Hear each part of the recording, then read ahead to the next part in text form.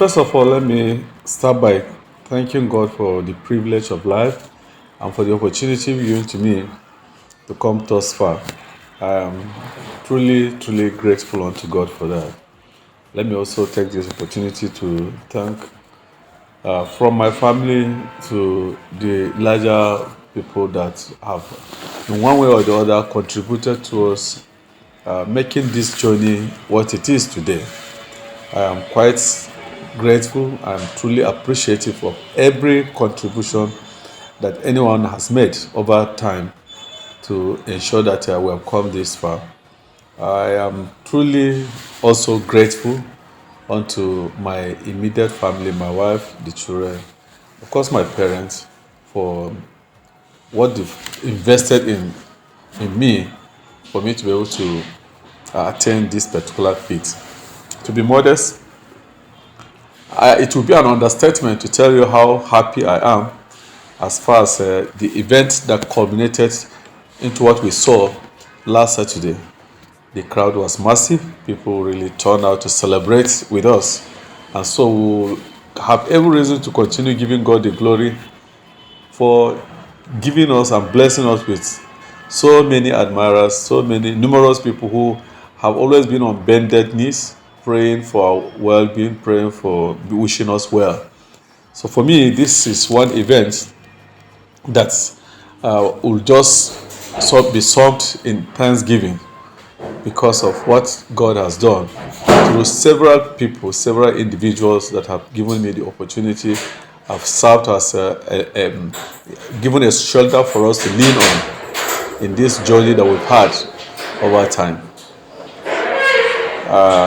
I am short of words, the appropriate words to use in conveying the depth of my gratitude, like I said, unto God and of course to numerous, so many people who have meant well for me, for my family, for those who are close to me to ensure that we have come this far. So I'm using this opportunity as well to say a very big thank you to everybody that find it fit to not only appear or grace the occasion in person, but even those who could not make it but have been praying for the success of this occasion. And I'm very, very grateful. I'm very grateful to, of course, my colleagues and friends, members of the media, who have also played a very key role in ensuring that even those who were not around were able to have a feel of what transpired.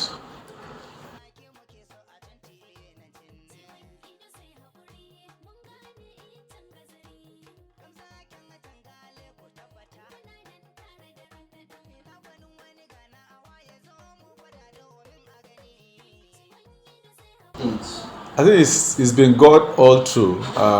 Growing up as a child from the poorest of the poor, uh, also being proud of the parent that brought me into this world. I have had a determination and a liking for education. I've always loved going to school. I've always loved being to school, and at each every point in time that I am done with a particular aspect of education, the urge and the thirst for me to move on to another one also comes in. So it's been wonderfully a ride that one could say maybe because of that insatiable desire to study more, to build oneself more. Interestingly, when I even think that after a particular point in time, maybe after a particular acquiring a particular knowledge, it will just be it. Like that knowledge is one thing that we will continue to acquire, we will continue to look forward, we will continue to learn. Learning starts from cradle to grave. And for me, I was even thinking that maybe after attending this, going through this training, it will be it. But only recently, I'm beginning to also nurse a desire to see if I could go further and also do something still academically. Now, for me, if there's any legacy I would like to leave behind for my children, is the insatiable quest for knowledge, for them to keep building up themselves, to keep pushing on to be better off, so that they will serve their community, they will serve humanity, they will serve the world at large in a better way. So that is just what I feel, and then how I am able to combine those activities. Like you know, there's nothing that a man places his heart on or desires or would like to do that will not create time for it, create avenue, because God has given us the innate ability to move on, to be able to fit in with given the challenges or whatever we desire to do. So I have always gone through schools with ease, and I've not relented in also shied away from carrying out my responsibility as in every aspect of responsibility. If I must tell you, I started the last studies I did. I started my going to the university while I was a lawmaker.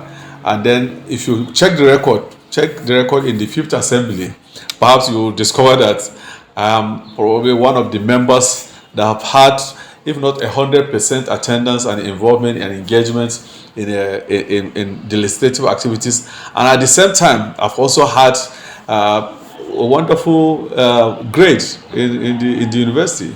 At least I graduated above 3 points grade, 3 point CGP when I was studying law. So I think it's just like I said earlier.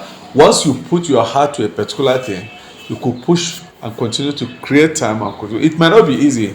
Sacrifices must be made, which is one of the things that I've done. I've made sacrifices of maybe somebody would have used that time to while away time to enjoy himself or herself. But for me, it is always work, work, work, always building oneself, as the case may be.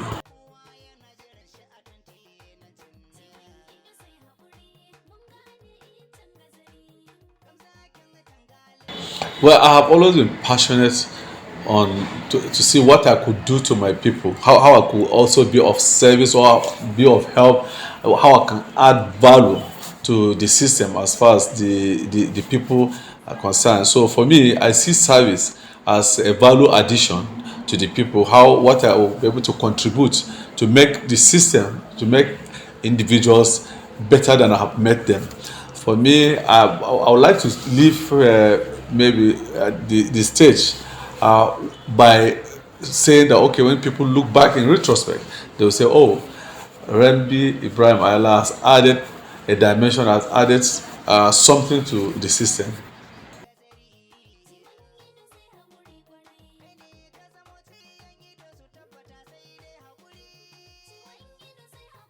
My one basic thing that I've put it at the back of my mind, and that has been a driving force, is that I like to have a society that is free, a free society, a society where people could decide things for themselves, where people could have a say, where people could also be given the opportunity to be part and parcel of decision making process, either from whatever point of view. So for me, I've always been an advocate of that particular free society, that particular giving the privilege to my people, for them to also to part of whatever that affects them.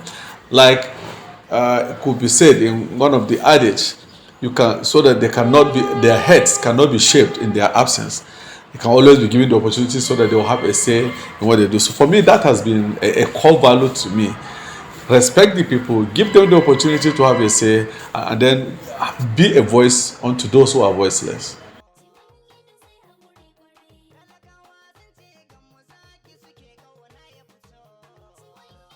Interestingly, this morning I was addressing three young men whom I have just prepared them, have secured admission for them in JOS, and they came to the house today for me to facilitate their movement. The school resumes today for them, and they are moving on to JOS. And I was telling them, I picked them, they are children of the poor, children of those who don't even have the opportunity to do that. But I've encouraged them, I paid for their entrance examination, and I'm also paying for their school fees. I want to ensure that the three of them, and I've done that over time, two of them will also, I shared a story. I took about 30 minutes to share a story with them and tell them how where I started and how I got this far, and also told them that they can do it, and that I'm encouraging them to go to school. They should go to school because they need to learn something and become better. So for me, this is the kind of thing I have always done and I will continue to do, encouraging people from that who share the same background with me, so that perhaps tomorrow they could get to somewhere and their story will be different. So that for me, and I did mention something to them, that you don't need to be the son of somebody to be somebody in life. You know, maybe from this lower strata of society, and then by being focused, being determined, taking your education seriously, you could get to where maybe you could dine on the same table with the children of the high and mighty from that lower strata of society if you take education seriously.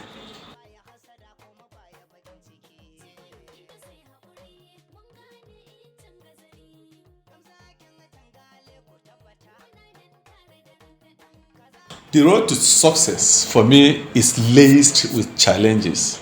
Those challenges, if you do not give up, give you an opportunity. Each time I come across a particular roadblock, that simply tells me that there is success beyond the roadblock. So what I could do, what I mean, I'll begin to think about the ways and means that will enable me jump over those challenges, so that I'll be able to get. I know that there's something that lies beyond the challenge. If anything comes to me without any challenge, without me making any effort, I see it as maybe there is no what is there is no worth pursuing.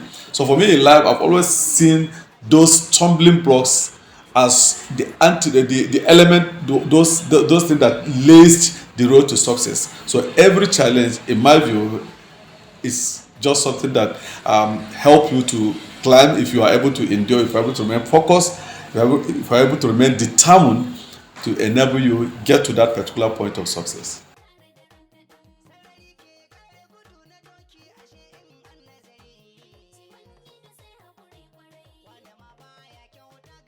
I'll always be myself. I've always been. I know where I'm coming from. I know where I am now. I will continue to be myself. I'll continue to be of service to humanity.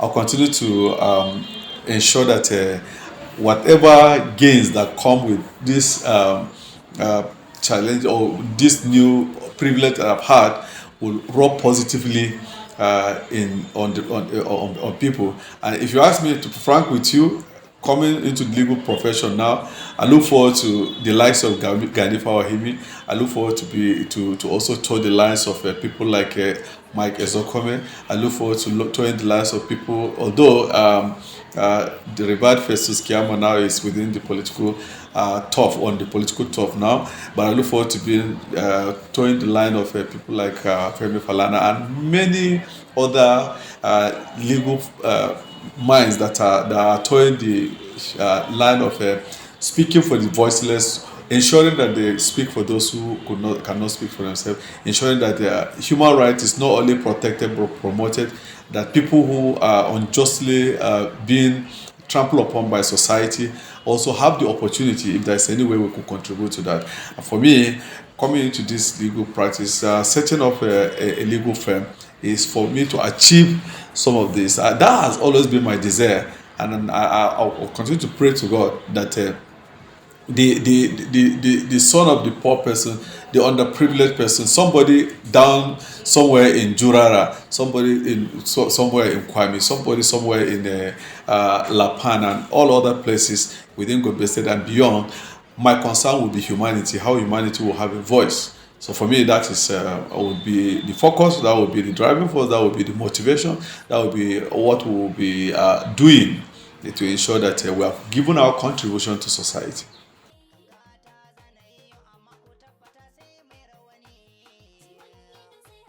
Well, I've always believed in maintaining human relationship with people. I've always believed in cherishing and treasuring relationship with people, and that perhaps may be the secret behind having a symphony of people coming from all walks of life with divergence of interests coming to celebrate us at this time.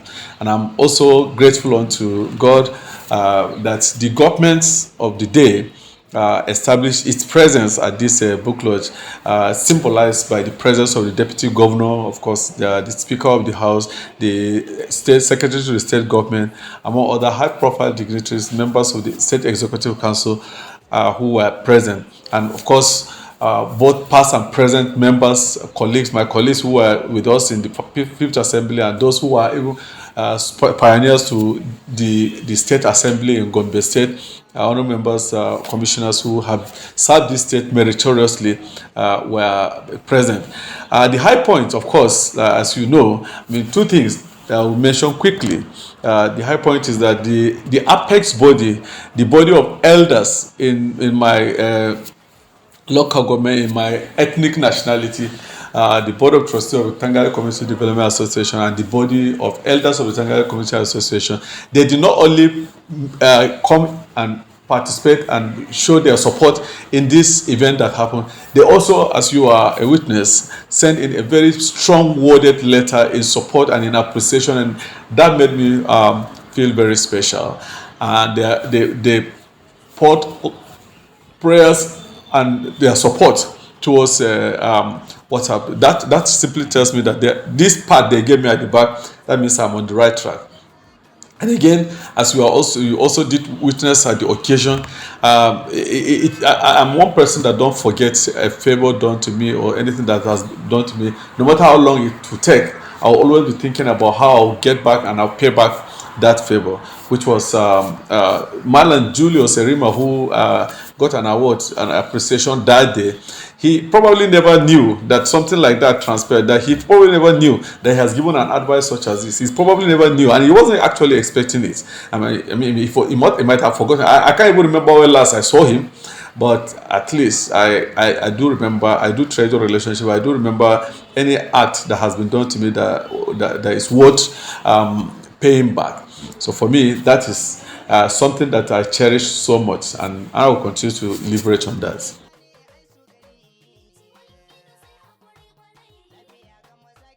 Well, my slogan has always been, we can do more, we can do better if given the opportunity.